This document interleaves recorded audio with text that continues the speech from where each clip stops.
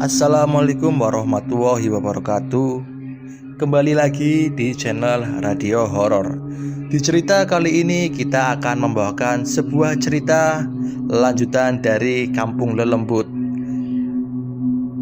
Kisah kali ini kita akan menceritakan sebuah cerita yang berjudul Nyai Pigi. Oke, langsung saja ke cerita.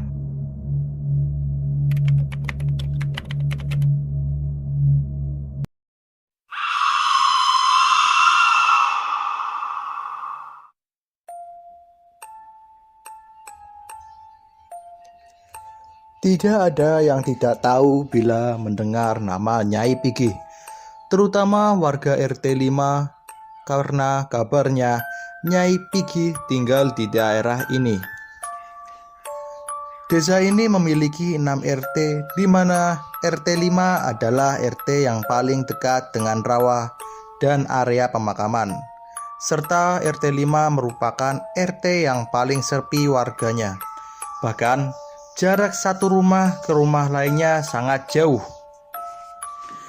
Selain itu, RT 5 juga adalah RT yang paling subur, sejuk, dan nyaman karena masih ditumbuhi banyak pohon. Jadi cuaca panas pun tidak pernah terasa di RT 5. Namun, kenyamanan RT 5 sepertinya tidak bisa diucapkan manakala matahari sudah tenggelam. Kenapa? Karena ketika hari petang, RT 5 adalah RT yang paling mengerikan.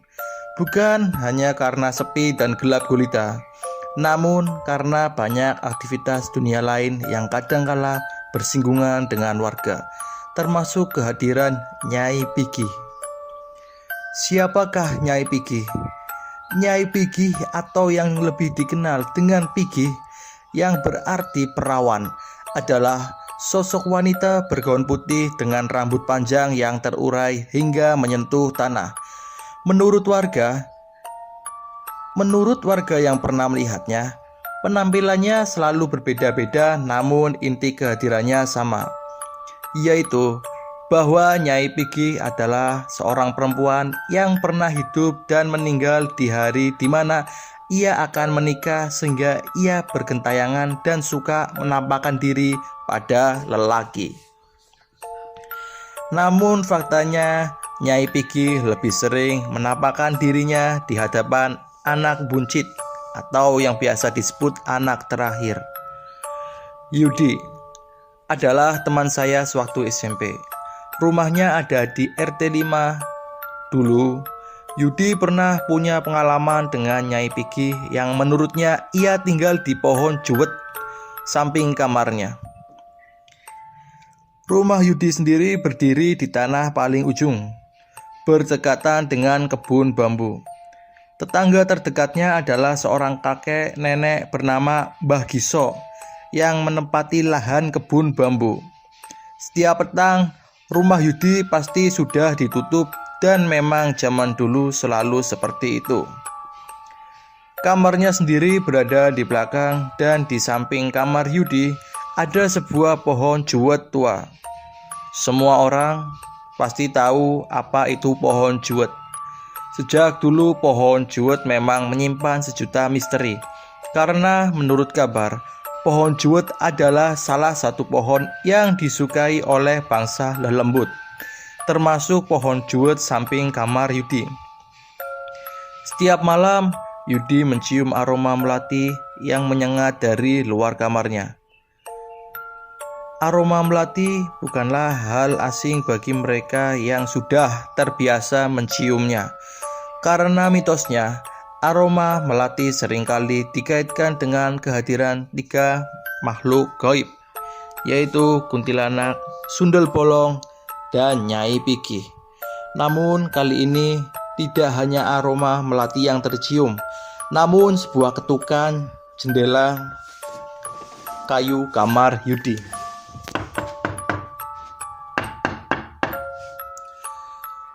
Yudi sendiri tidak berani memeriksanya, apalagi melihatnya, karena pernah Yudi tanpa sengaja menangkap sosok asing saat ia tidak sengaja mengintip dari celah jendela kayunya. Yudi melihat sesuatu di sudut lahan luar kamarnya.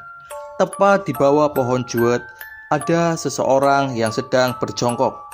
Ia mengenakan gaun putih dengan rambut yang sangat panjang. Awalnya Yudi mendengar suara lirih seperti sedang bernyanyi, membuyarkan kantuk Yudi. Berbekal nekat dan penasaran, Yudi pun mengintipnya.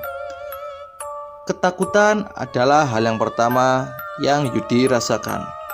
Meski membelakangi, namun Yudi tahu suara itu berasal dari dia yang ada di sana. Nadanya hampir menyerupai nada sinden yang biasanya terdengar di pagelaran wayang. Lama Yudi mengamati sampai ia membalikan wajahnya. Setelah itu, Yudi melesat ke tempat tidur, mencoba melupakan apa yang baru saja dia lihat. Apakah semuanya berakhir di sini? Kabarnya semenjak kejadian itu, Yudi seringkali merasa bahwa dia terkadang mampir dan masuk ke kamar Yudi. Kabarnya semenjak kejadian itu, Yudi seringkali merasa bahwa dia sering mampir dan masuk ke kamar Yudi. Yang paling tidak akan bisa Yudi lupakan adalah ketika Yudi melihatnya duduk di almari baju Yudi, menatapnya dengan bibir tersenyum. Meski begitu, Yudi mengatakan bila Nyai Pigi tidak pernah sampai membuatnya celaka, hanya menampakkan dirinya sesekali, seolah memberitahu eksistensinya di hadapan Yudi.